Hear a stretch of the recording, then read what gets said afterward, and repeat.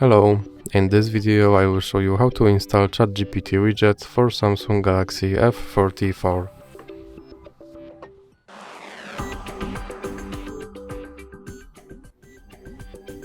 So you have to start with opening your Google Play Store and now click on search bar and type in Wally AI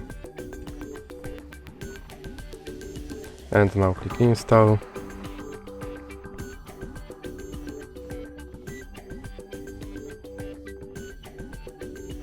And click open, and here you can skip introduction and now click open permissions, and you have to find AI assistant on this list and you have to allow it to appear on top. And now you can click back and you can click start, and as you can see, here is your AI assistant and you can open him and tell him to do something.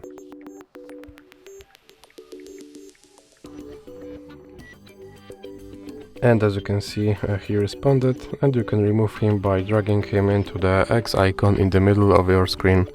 So that's it for this video. If you liked it, please remember to leave like and subscribe.